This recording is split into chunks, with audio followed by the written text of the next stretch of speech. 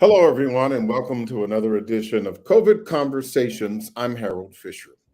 Here are the latest headlines on the pandemic. Daily COVID cases are now at about 30,000, deaths at 655, and hospitalizations are slightly above 15,000. For the most part, COVID continues to be on the decline, but there is some concern. New infections over the past week saw a slight uptick, and the subvariant BA2 has now become the dominant strain in the US. What's being done to keep COVID at bay, and what is the call to action for you and me as more restrictions continue to go away? Joining me this week to keep us informed about the ever-evolving coronavirus is Dr. Tuckson. He's co-founder of the Black Coalition Against COVID-19. Dr. Tuckson, thanks for joining the conversation. Pleasure to be with you, and thanks for the invitation. Sure thing. So, Dr. Tuckson, let's first talk about cautious optimism when it comes to the COVID pandemic. Give us your assessment of where we stand right now. We are standing in a very uncertain place, and it is very difficult to fully understand where we are and what's about to happen. I would say that obviously the good news is that, as you have indicated so well in your intro, that cases are way down, deaths are way down, hospitalizations are down. This is all very good news. And we are all so tired of this pandemic, and we so much want to get back to our normal lives, as do I. However, what is important that we do need to understand and track very carefully over the next several days is the progress of the BA2 variant. We in the United States generally follow 3 weeks behind what happens in the United Kingdom.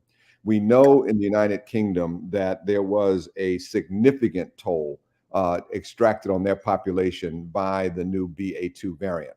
And so now that it is the dominant strain in the United States, we will have to look very carefully and track carefully whether or not this new variant, which we know is much more easy to transmit than the previous BA1 variant.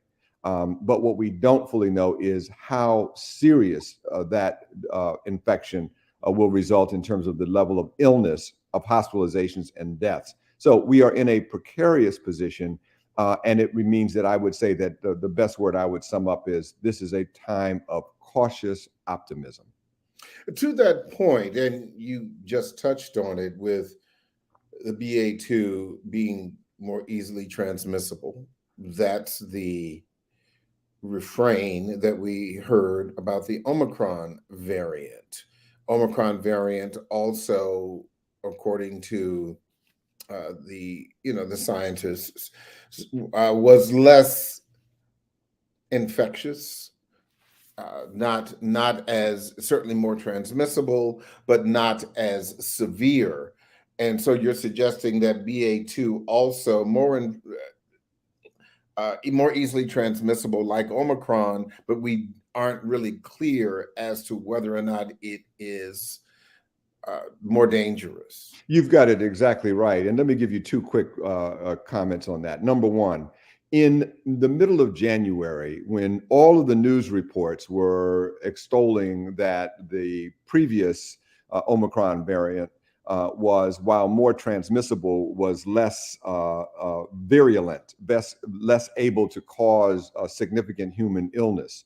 While that was going on, and those news reports were everywhere, the Black community's rate of hospitalization in just as recently as January was higher than it has ever been in the history of this entire pandemic, higher than for any other demographic group at any time in the pandemic. So while the news reports were, everybody, you can sort of relax because while this is more easily spread, it doesn't cause as much damage.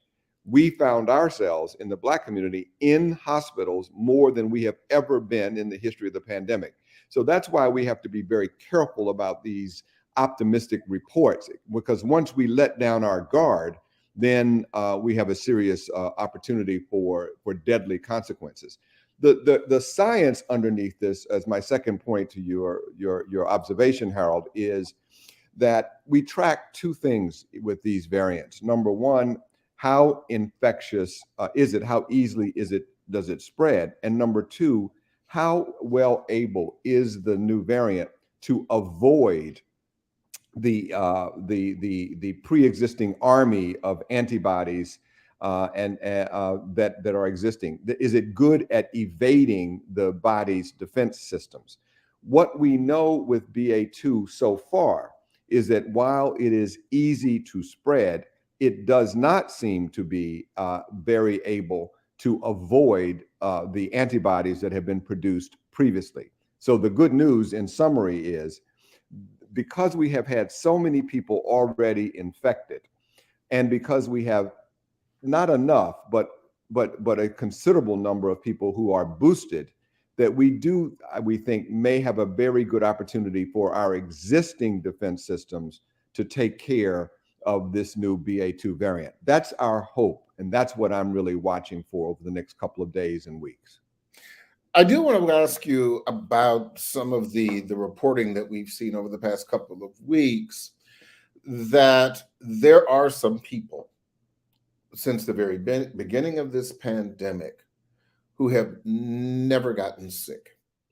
They've never had the symptoms. They've been tested, some of them vaccinated, some not at all. To what do you attribute that, for the people who seem to have avoided COVID? I think you cannot rule out, first of all, just good old luck. I mean, either luck because somehow they were not around people at a time where those people they were around were highly infectious. Luck may be because of the nature of their genetics. They may be people who simply are able to mount an adequate response very rapidly. There's just so much, Harold, we don't know. But the point that I would make that's most important from my perspective in response to your question is, it would be foolhardy for anyone out there to believe that somehow they will always be lucky and that they don't need to take the precautions that are being made, because not only is that dangerous for the individual, but it's dangerous for everybody around the individual. And so what I would suggest is, while there may be people who feel that they are Superman or a superwoman out there, or just the luckiest human being in the world, and that will always rely, think about the people around you. Think about your immunocompromised family members. Think about your elderly parents or the elderly people you will be in touch with. Think about your children. And at the end of the day, while you may be willing to gamble with your life, you have no moral or ethical right to gamble with someone else's life. And that's what this disease is all about. What happens to you can happen to the people around you simply by breathing or talking. Let's talk about the restrictions for a moment. Some experts fear it's just a matter of time before cases peak, as they're doing in some other countries. And, to the point, just 30 to 60 days ago, we've gone from going into a store and seeing masks required to masks recommended to no sign at all. What's the rationale? Is this politics, or is this the science? Yeah, no, this is a great question. I think we have to look at it through three different prisms all at the same time. And those three prisms are politics, economics, and public health and safety. The politics lens are that Americans are simply worn out. And there is almost no willingness on the part of the American people in massive numbers to continue to tolerate mask mandates, vaccine mandates. The nation is tired. And the politics of it, as we come into a very important election cycle, simply won't tolerate either at the national or local level. And so you're seeing that. Number two, the economics are that businesses are just now able to start coming back, employing people. And in this country, money trumps human life every time. And so you can absolutely expect that it will be almost impossible to be able to reinstate mandates or any of the mass kinds of campaigns that we had in the past, because the appetite of the American people is not there. We are willing as a nation to tolerate an extraordinary number of people dying around us, particularly our elders and people who are vulnerable, and continue to look at them in the rearview mirror and say, so sorry, but we got to make some money. And that's pretty much the American deal. So therefore, through the third lens of public health and safety, you better protect yourself and those around you, because there is not going to be a lot of help protecting you. And so the wise and prudent person, regardless of whether there is a rule for wearing a mask or not, the one thing you can be sure of, there's not going to be a rule that says you can't wear a mask. And so common sense would be the thing that I would do. I know one thing: I'm wearing my mask when I'm indoors, and I'm being very prudent, particularly until I find out about what's going to happen with this BA2. I like living, and I want to continue to live.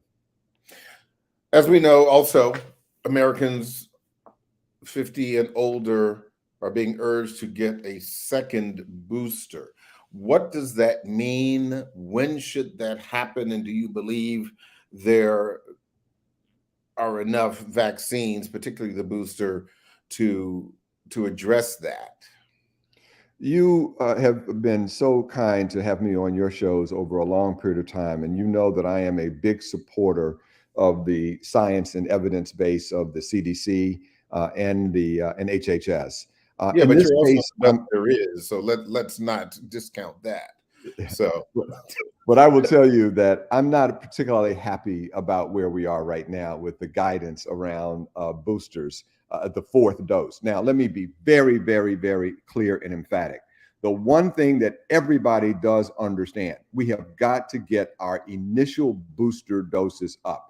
In the Black community, we have closed the gap from the primary series of the 2 shots with Pfizer or Moderna, or the 1 shot with J&J. We've closed that gap where we were way behind, and now we're even and equal with everyone else in the country. So we've done that work.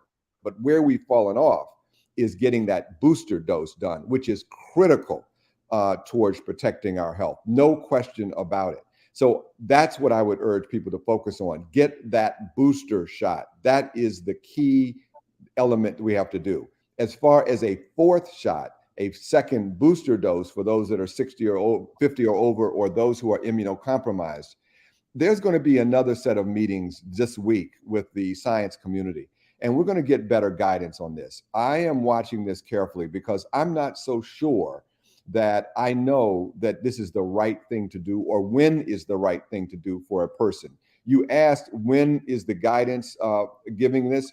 4 months after your initial booster dose. After you've had your initial booster dose, then 4 months after that, the suggestion is, if you are someone who is 50 or over, or if you have an immunocompromising disease, then the recommendations is you may want to consider getting that booster. So we've got a ways to go, I think, Harold, before I'm going to be completely comfortable in recommending that. I am, though, adamantly recommending, urging, pleading with people, get that first booster dose in. That is the key right now for us as individuals and for protecting our community. Mm-hmm. I think I already know the answer to this question because you mentioned this a little bit earlier when you were indoors. Are you a no for airlines lifting mandatory mask requirements? I think we still need to have them. I think it is going to be very important for the viability of the airline industry. I think it is going to be important also for protecting people. So yes, I am for keeping that. But even if they don't, and I've been flying a lot lately, I will tell you, I will be wearing my mask the entire flight and the entire time I'm in the airport. Just think about it, Harold. How many people are on those planes, and how many people are walking around in the airport and in the bathrooms and in the restaurants? How many people are from all over the world? You would have to be the most optimistic and insane risk taker to think that the people you're around are not carrying that disease and they cannot transmit it to you. You need to be wearing your mask in the airport and on the plane, regardless of what the rules are. So what about the people who believe the pandemic is over and are ready to go back to as we say, life BC, life before COVID. Yeah, please stay away from me. Dr. Reed Tuckson, thank you so much for your time and expertise. We always appreciate it. Thank you very much. Take care, Harold. And thank you so much for joining us this week for another edition of COVID Conversations, where each week at 12 noon, we bring you the experts to help us get beyond the double talk and straight to the facts. I'm Harold Fisher. Have a safe and healthy week.